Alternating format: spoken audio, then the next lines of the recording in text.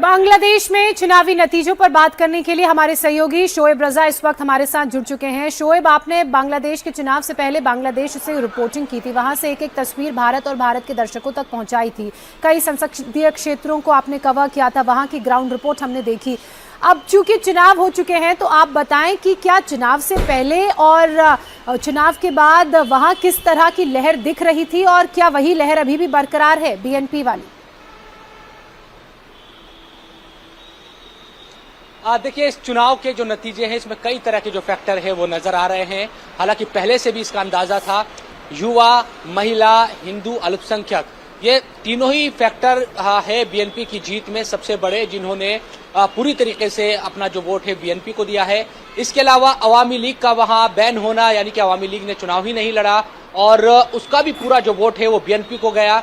जो लोग ये नहीं चाहते थे कि एक ऐसी विचारधारा सत्ता में आए जो जमात इस्लामी की विचारधारा है, यानी कि चाहे महिलाओं के खिलाफ का मामला हो, उन पर ये आरोप लगते रहे कि महिलाओं को आगे वो नहीं आने देती है, तमाम जो चीजें हैं, तो उन लोगों का पूरा वोट बीएनपी को गया। तो लोगों के पास कोई ऑप्शन नहीं था बीएनपी के अलावा, तो जाहिर सी बात है कि बीएनपी को ये बम्पर जीत मिलनी ही थी। हालांकि जो आंकड़ा है वो 200 के पार चला गया है। उम्मीद ये लग रही थी शायद 175 या 200 के दरमियान आंकड़ा रहेगा, लेकिन ये जीत और भी कुछ कहानी बयां करती है इस लिहाज से भी, क्योंकि खालिदा जिया की शोएब, मैं आपको बीच में रोकना चाहूंगी। प्रधानमंत्री नरेंद्र मोदी ने बधाई दी है तारिक रहमान को। उन्होंने ट्वीट करके लिखा है कि प्रधानमंत्री नरेंद्र मोदी जो कह रहे हैं कि जीत की बधाई दे रहे हैं, उसके साथ साथ लिखा है कि ये जो जीत है वो लोगों पर आपका भरोसा दिखाती है। तो ऐसे में देखना होगा कि भारत और बांग्लादेश के संबंध अब क्या सुधरेंगे।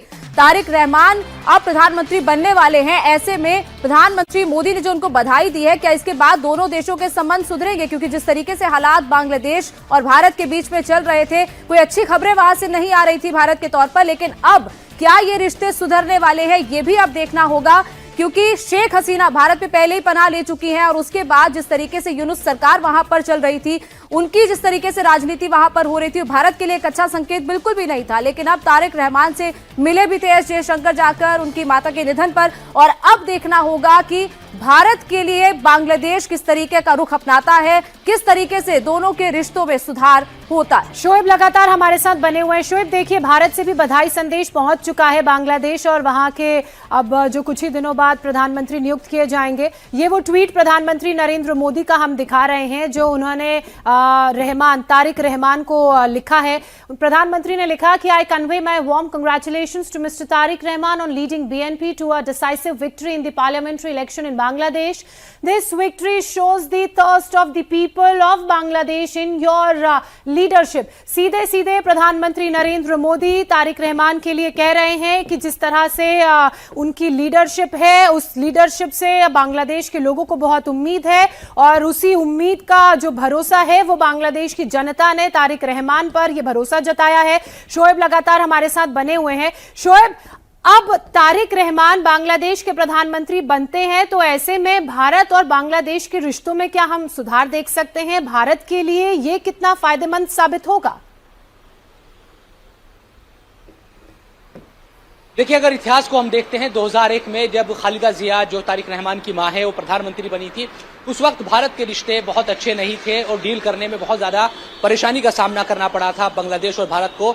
लेकिन अब चूंकि वक्त बदल चुका है और हमने ये देखा जब खालिदा जिया बीमार थी, उनके बाद उनका निधन हुआ उनका, तो चाहे हाई कमिश्नर दिल्ली की बात करते हैं जो बांग्लादेश का है, यहाँ पर भी राजनाथ सिंह गए थे और उन्होंने अपनी जो श्रद्धांजलि है वो दी थी, और एस जयशंकर भी बांग्लादेश गए थे, तारिक रहमान से उनकी मुलाकात भी हुई थी। उस वक्त से ही ये लगने लगा था कि एक तरीके से जो रिश्तों में कड़वाहट है वो दूर होगी। अब चूंकि तारिक रहमान का प्रधानमंत्री बनना लगभग तय है, वही पार्टी का चेहरा है, चेयरमैन भी है बीएनपी के और खालिदा जिया के बेटे भी है, तो जाहिर सी बात है कि अब उम्मीद ये करनी चाहिए, क्योंकि लंदन वो 17 साल रहे और निर्वासित जीवन उन्होंने जिया है, उनको सजा हुई थी, उसके बाद वो यहाँ से चले गए थे क्योंकि कई कानूनी कार्रवाई उन पर हो रही थी और 17 साल बाद वो कुछ दिनों पहले ही लौटे। तो उम्मीद ये करनी चाहिए कि अब वो चीजें नहीं होगी। बीएनपी की जो एक सोच पहले रही है और रिश्तों में जो तलखी रही है, क्योंकि भारत एक महत्वपूर्ण पड़ोसी है, बांग्लादेश इस बात को समझता है। कई राज्यों की जो सरहद है जी। हजारों किलोमीटर वो बांग्लादेश भारत की मिलती है। व्यापार का क्षेत्र हो या दूसरे तमाम जो क्षेत्र है, भारत और बांग्लादेश महत्वपूर्ण भूमिका अदा करते हैं। तो नई सरकार बनेगी। इन्हीं उम्मीदों के साथ प्रधानमंत्री नरेंद्र मोदी ने भी बधाई दी है तारिक रहमान को कि जो रिश्तों में कड़वाहट है जिस तरह की भी, वो अब खत्म होगी और दोनों जो पड़ोसी है वो बेहतर तरीके से साथ चलेंगे जिस तरह से पहले भी चलते आए हैं। पिछले 14-15 महीनों की अगर हम बात छोड़ दें, उससे पहले शेख हसीना वहां पर चूंकि प्रधानमंत्री थी, भारत के रिश्ते बहुत अच्छे रहे।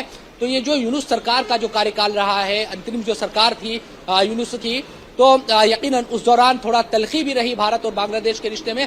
लेकिन अब चूंकि जनता द्वारा चुनी हुई सरकार बनेगी और ये तारिक रहमान उसके प्रधानमंत्री बनेंगे, तो जाहिर सी बात है कि अब उम्मीद करनी चाहिए कि जो स्थिति है वो अब बदलेगी और रिश्ते अच्छे होंगे। बिल्कुल ये देखना होगा शोएब। लेकिन एक चीज और, प्रधानमंत्री ने ये कहा कि भारत हमेशा बांग्लादेश के साथ खड़ा रहेगा और जिस तरीके से पिछले दिनों में घटनाएं देखी, खासतौर पर हिंदुओं के खिलाफ कई हिंदुओं को टारगेट किया गया, लेकिन क्या अब लोगों का भी मन बदलेगा? जो सरहदें मिलती हैं, क्या अब दिल भी मिलेंगे? क्या ऐसी भी संभावना हो सकती है?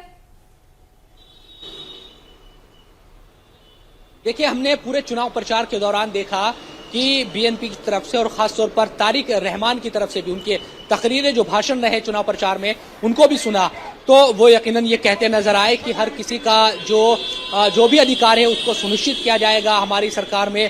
तो एक अपना जो एक लिबरल चेहरा है, सेकुलर जो चेहरा है, वो बनाने की कोशिश की। सॉफ्ट कॉर्नर उनकी तरफ से रखा गया क्योंकि लगातार ये सवाल उठते रहे। इससे पहले जमात और बीएनपी मिलकर एक साथ चुनाव भी लड़ चुकी है, तो कई तरह के सवाल उठ रहे थे कि क्या जमात और बीएनपी की तो विचारधारा एक जैसी है।